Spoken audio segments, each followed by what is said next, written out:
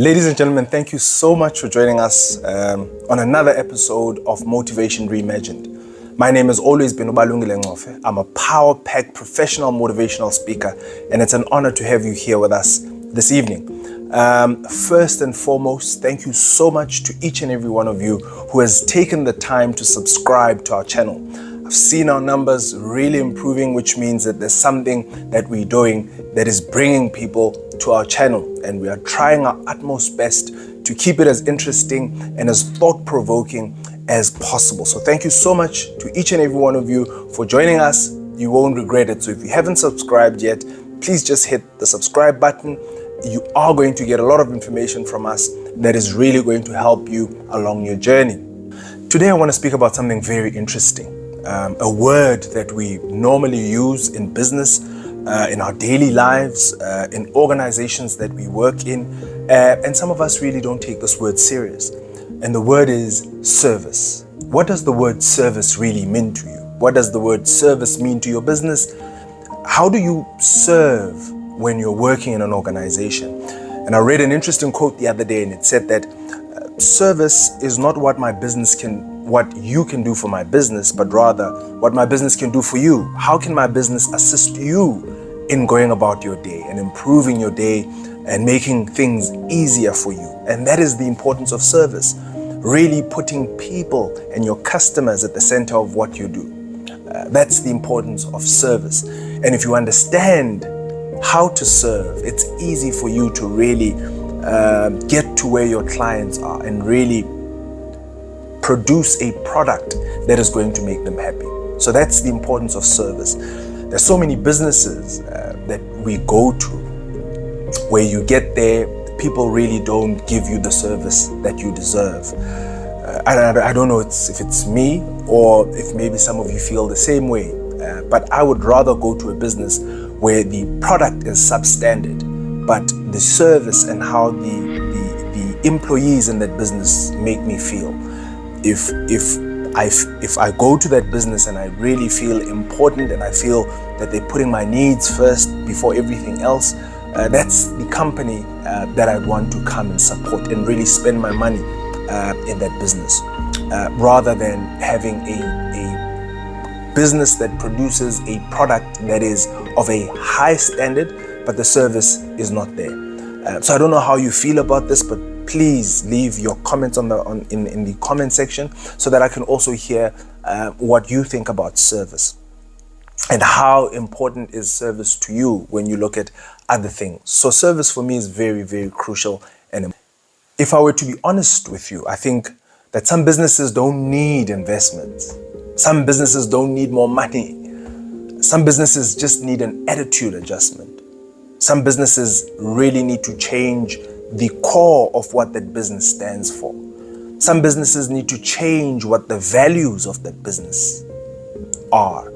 And if you start looking at the core of what the business stands for, if you start looking at the engine of the business, if you start looking at what the business stands for, if you start looking at what the business is seeking to do for the people, to do for the community, I think that's where we need to start, interrogating and having that conversation.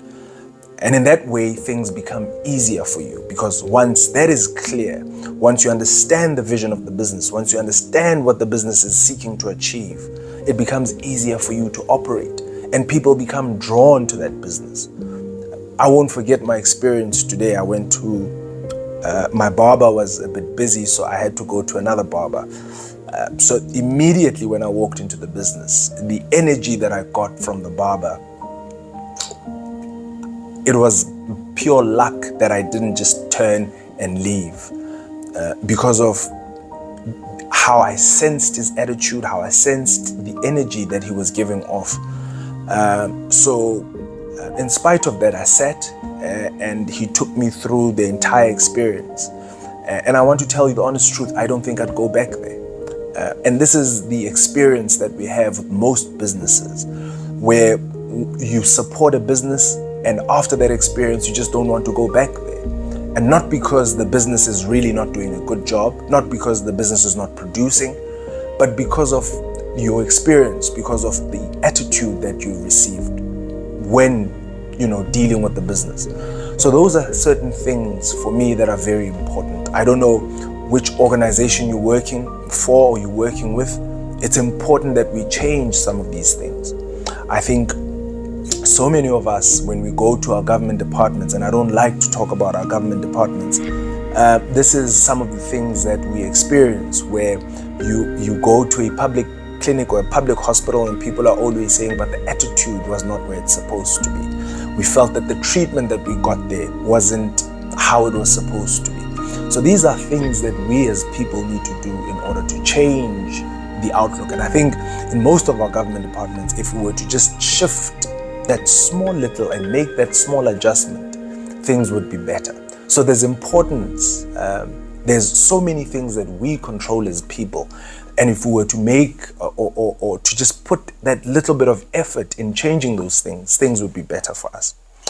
So that's the word today that we're dealing with: service. So today, when you go home, when you go about your business, when you go about doing your work, when you go about your relationships, when you go about meeting with your friends, etc., start asking those questions to say, but how am I making things better for you? How am I improving your life? How am I being of service to you? Am I really serving you and making you better? Am I serving and making things more improved for you? Or are things just the same? And I feel that if we go to work with that attitude, things would be better for us. So start thinking along those lines. And I think if we were to become service-centric, things would be better for us. So that's the word that you need to take into your business. That's the word that you need to take into your relationship. That's the word that you need to take into your organizations to understand how to serve.